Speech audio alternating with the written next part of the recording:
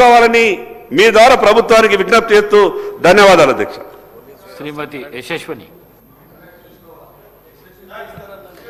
ధన్యవాదాలు అధ్యక్ష.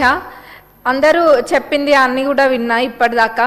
కాకపోతే ఇది నిజంగా ఈ చట్టం తేయడం అనేది చాలా సంతోషంగా ఉంది. ఎందుకంటే ఒక పొలిటీషియన్గా చెప్పట్లేను, ఒక మహిళగా మరి యూత్ పక్షాన ఇంకా ఏదైతే గ్రౌండ్లో వాస్తవాలు ఉన్నాయో వాటన్నిటిని దృష్టిలో పెట్టుకొని చెప్తున్నా అధ్యక్ష.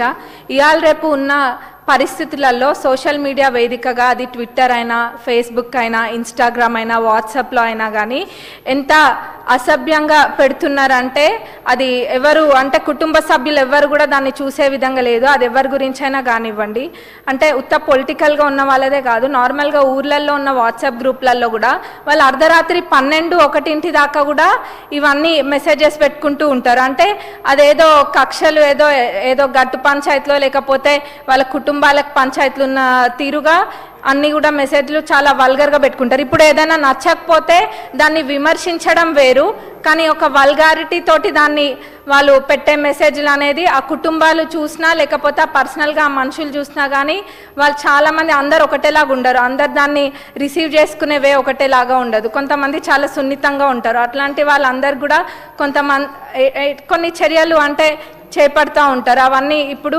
చట్టం కఠినంగా ఉంటేనే ఏదైనా తప్పు చేసే వాళ్ళు భయపడతారు. ఇప్పుడు ఏమైపోతుందంటే సోషల్ మీడియాలో ఎంత అంటే ఇందాక అన్నారు స్కైజ్ లిమిట్ అన్నట్టుగా అయిపోతుంది. అంటే ఏదైనా మాట్లాడచ్చు, ఏదైనా చేయొచ్చు. ఒకటి ఇట్లా కాల్చి వాళ్ళ మీద వేయచ్చు, గుడ్డ కాల్చి మీద వేయచ్చు అన్న విధంగా మాట్లాడుతున్నారు. అది చాలా బాధాకరము.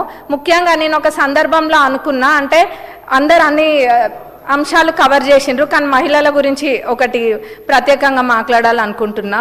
మహిళలు ఏదైనా బయటకు రావాలంటేనే ఇవాళ రేపు అన్ని రంగాలలో మహిళలు ఉన్నారు, కానీ బయటకు వచ్చిండ్రు అంటేనే ఎన్నో ఎదుర్కొని వాళ్ళు బయటకు వచ్చి వర్క్ ప్లేస్లలో అయినా కానివ్వండి, లేకపోతే పొలిటీషియన్స్గా కానివ్వండి, డాక్టర్స్కి అయినా, అడ్వకేట్స్కైనా అన్నిట్లో మహిళలు ముందుకు వచ్చిండ్రు అని అంటే ఇప్పటికీ ఎంత అడ్వాన్స్గా మనం ఉన్నా కానీ ఏదో ఒకటి ఇబ్బంది అనేది ప్రతి మహిళకు ఉంటుంది. అట్లాంటి సందర్భంలో దాన్ని ఎంకరేజ్ చేసే విధంగా ఉండాలి, కానీ మహిళల పట్ల కూడా చాలా అసభ్యకరంగా వల్గర్గా మాట్లాడడం, మరి పర్సనల్గా వెళ్ళడము, అంటే రీజన్ ఫర్ నో రీజన్ ఇవన్నీ కూడా జరుగుతున్నాయి.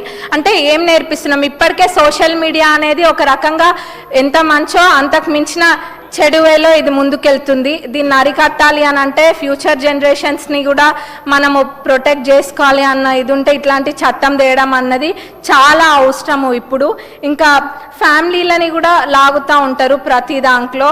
ఇది చాలా హ్యూమిలియేటింగ్ ఉంటుంది రిసీవ్ చేసుకోవడం. ఇప్పుడు చట్టాన్ని కఠినం చేసినామని అంటున్నారు, కానీ దాని ద్వారా ఒక్క ప్రాణం పోయినా కానీ ప్రపంచంలో ఉన్న సంపద అంతా ఒక పక్కన పెట్టి ఆ ప్రాణాన్ని తీసుకురావాలన్నా కానీ తీసుకురాలేని పరిస్థితి. అట్లాంటి వాటి కోసం ఇట్లాంటి చట్టం ఉండడంలో ఎటువంటి తప్పు లేదు.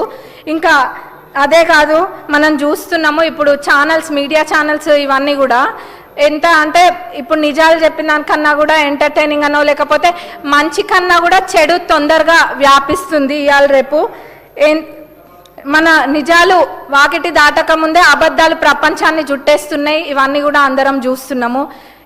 ఇంతకుముందు వాళ్ళు అన్నమాట వాస్తవమే కావచ్చు, ఎందుకంటే మేము కూడా అప్పుడు ఎలక్షన్స్లో తిరిగిన సమయంలో ఏమైనా మాట్లాడితే చాలు మమ్మల్ని లోపలేసేస్తున్నారు అన్న సందర్భాలు ఎన్నో ఉన్నాయి. కానీ ఈరోజు నేను పదే ప్రజాప్రభుత్వం అని ఎందుకు అంటున్నానంటే ఈరోజు చూడొచ్చు ఒక్కొక్క పొలిటీషియన్స్ మీద ఎన్ని పెడుతున్నా కానీ ఎవరు దానిపైన ఎటువంటి చర్యలు తీసుకోవట్లేము. ఎందుకంటే సహనంతో చూస్తున్నాము, కానీ ఎవరైనా కానీ మనుషులే, ఎవరికైనా ఒకసారి మనసు నొచ్చుకుంటుంది. ఎదుటి వాళ్ళు స్వేచ్ఛ అంటే ఇప్పుడు ఫ్రీడమ్ ఆఫ్ స్పీచ్ అనేది వాస్తవాలు ఉన్నప్పుడు మాట్లాడొచ్చు, ఏదైనా కానీ చెప్పొచ్చు. కానీ ఎటువంటి వాస్తవం లేకుండా ఏది లేకుండా ఎట్లా పడితే అట్లా మాట్లాడొచ్చు, ఏదైనా చేయొచ్చు, అన్ని అబద్ధాలు చెప్పొచ్చు, అబద్ధాలనే వాస్తవాలుగా చూపించచ్చు, నలుపు రంగును చూపించి తెలుపు తెలుపు తెలుపు అని అన్ని మభ్యపెట్టచ్చు అన్న తిరుగుంది. కాబట్టి దీన్ని ఖచ్చితంగా ముందుకు తీసుకెళ్ళాలి. మొన్ననే మనం చూసినాము, అసెంబ్లీలో కూడా చూసినాము, అంటే ఎటు దారి తీస్తున్నాయి ఇవన్నీ కూడా అని. కాబట్టి ఈ చట్టాన్ని పూర్తిగా మద్దతు పలుకుతూ మరి దీన్ని సెలెక్ట్ కమిటీకి కూడా పంపించాల్సిందిగా మీ ద్వారా కోరుతున్నాను అధ్యక్ష. Thank you. శ్రీ శంకరయ్య గారు.